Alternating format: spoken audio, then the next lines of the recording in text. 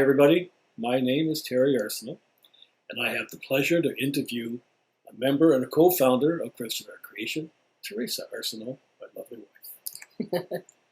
And so, Teresa, tell us a little bit about yourself. Just tell us about yourself. Go ahead. It's all yours.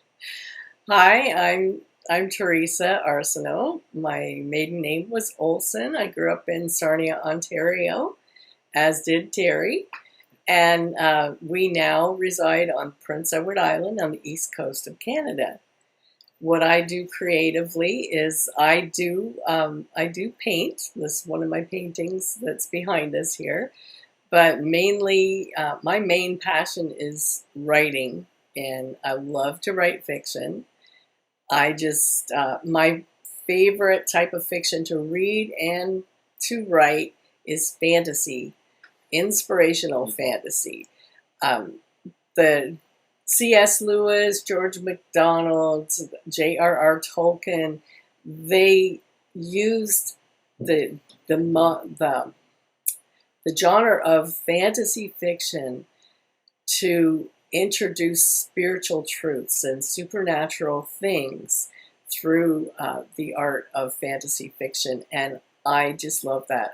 The first novel I read when I was 9 years old was The Lion, the Witch, and the Wardrobe, and it was just absolutely amazing. It transported me to a completely different world where almost anything was possible. And that's what the kingdom of God is like. Pretty much anything is possible if it's God's will. And so he's a supernatural God. And so I love to express his supernatural brilliance through my stories. Tell us a story when you were young about the tree. I love that story. Yes. When I was still in a stroller, I don't know how old I was. I was, I could have been 5, but I think I'm probably more 3 or 4 years old. And Mom took me to the farmer's market, and while she was shopping at a table, she just, my stroller was parked in front of a tree, and the tree had a knothole. And I just developed in my mind this whole story. There was an owl that lived in there. His name was Mr. Who. And, if I just looked and looked and looked, eventually he was going to come out and he was going to show himself to me and everything. And so I started, that's when I started to create stories, was when I was just in the stroller. So it's something that's always been a part of me. It's funny that we live in the land of Anne of Green Gables. And I remember when I read Anne of Green Gables, and she would imagine things to the point where she had tears coming down her face. I used to do that, literally. I would spend hours just by myself creating stories, and sometimes I would have tears coming down my face, and I'd be, imagining these things about my best friend, and that I saved her life, and silly things that, just like Anne of Green Gables. So when I read Anne of Green Gables, I thought, that's me. Tell us some of the other mediums you're working with in art. Besides, you're writing now, that's just great. Mm-hmm. But tell us about the other mediums that the Lord has you working with recently. I have done acrylic. The painting behind is acrylic, and I started in acrylic, and I've done some acrylic pouring. But the mediums that I really gravitate to are watercolor and encaustic. Encaustic, a lot of people don't even know what it is, but it's thousands of years old. It's basically hot wax. Yep. Yes, so I have like a whole setup. Terry made a ventilation hood for me and everything, and because you do need to have ventilation. And I've got warming trays, and I've got heat guns, and I've got a torch, and I've got wood burning tools, and wax and oil paint and all this stuff. And it's it's a pretty cool medium. And it's a little more it's a little more forgiving in some ways than watercolor, but what I do a lot of times is I like to combine the watercolor, so I'll do a watercolor painting and I'll collage it onto a board because you do need a rigid surface for encaustic, and then I'll work the encaustic over it. Okay. So, yeah. Is there anything else you'd like to share with people? Well, I kind of like to tell them about my novel series. Okay. Well, Yeah. That's all yours. I have a picture that shows the covers of the books. Right. Okay. Let's pull that up. Mm-hmm. We're going to share the screen. And let's go here. And there we go. Okay. So this is my Tales of El Moria series. So we start off with the Bee Singer Queen. Bee Singer Queen is actually got some mature themes. There's some themes of abuse and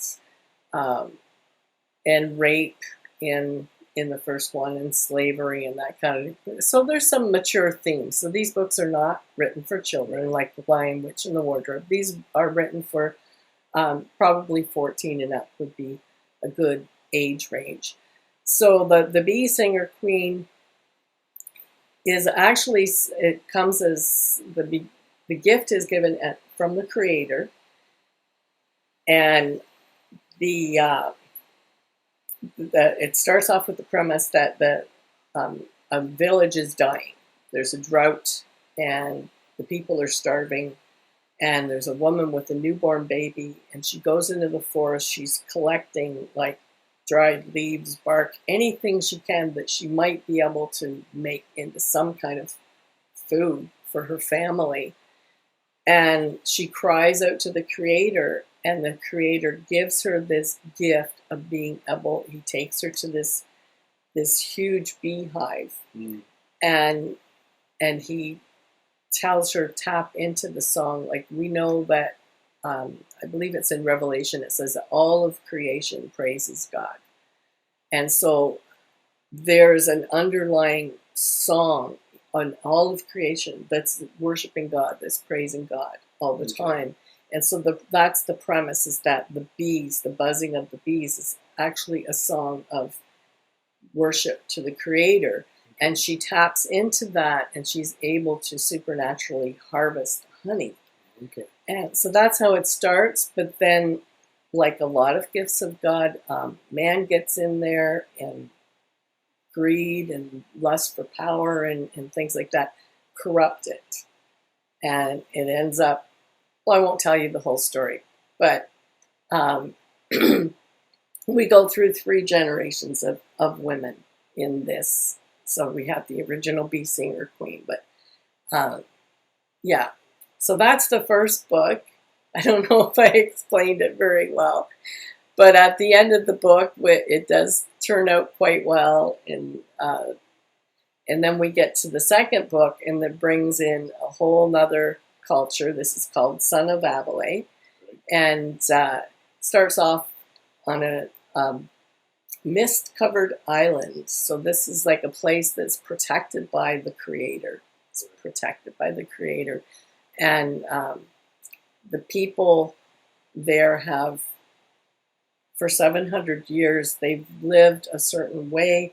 Everything is very like paradise-like, but very predictable, including who the children will grow up to marry, what vocations they'll go into. Everything is predetermined. It's all predetermined. There's no real guesswork in it. But then something goes wrong, and there's an odd number of boys to girls ratio for 1 year. And so there's one boy who's going to be left out, and he's not going to have a predetermined vocation. He's not going to have a predetermined spouse. And it ends up being the one that everyone had pinned their hopes on is the one that ends up getting left out.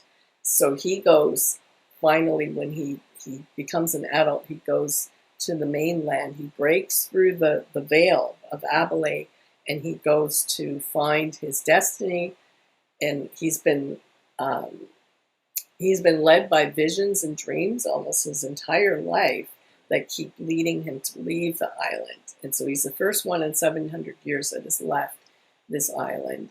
And so he goes through different toils and dangers and so forth, and he ends up finding his true love in the end. So yeah, I won't say anything more about that. Out of Hiding is it's where Abilene, the mist-covered island, actually gets exposed to great, great evil. And the people who are merchants and farmers, they come to a place where they have to defend themselves, and there's a full-out battle. And Terry and our son really helped me with that, because I've never been overly fond of battle scenes. I usually leave the room if they're watching a movie and there's a battle, like, okay, I can go get a drink now or something. And they just keep it running. But I wanted to know, okay, what is it about battles that you really enjoy? And they gave me such good advice. And now I have a new respect for battle scenes and for fight scenes, because they showed me a totally different perspective. And when I wrote my first battle scene, I gave it to them for their approval, and they both gave it 2 thumbs up. So, yeah. So now I'm working on book 4, which is The Lost Scroll, and it's introduced in Out of Hiding. And yeah, so it's actually a prequel. I wrote it many years ago, and it's what started the whole idea for Almoria, the different land. And yeah, I'm working on it now. So it's a prequel, but I'm bringing in some of the characters from the Tales of Almoria series up to date. So I'm kind of knitting them together, so my readers don't feel like they're reading a completely different book with characters that they don't know at all. Right. Yeah. Okay. So yeah. They are really good books. I've read the first 2. I still have to read the 3rd one. As soon as we get a hard copy, I'm going to read it. But I really enjoyed it myself as a man. But yeah, guys, they're good. They're good books. I enjoyed them a lot. And not because she's my wife, but I really love her writing. She's really a gifted writer. So thank God for the blessing she has. Thank you. So, well, I don't know if anything else you want to mention, Teresa, but. No, I guess just that we have a business together called TNT Artspirations. Yes. And we are members of Christian Art Creations. And I'm also a member as my author name, Teresa M. Arsenault. And you can get my books on Amazon worldwide. Yeah. You can also get them through our website if you want a signed copy through TNT Artspirations. But Amazon is probably the best place to go. And you can get them on Kindle as well. And we'll put all the links to each of these in the video here, so you can go look for them after. Yeah, and don't forget to like this video and share it. And hey, hit the subscribe button if you like us. So so we're going to be interviewing all of our members, and you'll get to know a lot of really fantastic, talented Christian people. Okay. Great. Thank you very much, Teresa. You're welcome. Bye. Bye, everybody.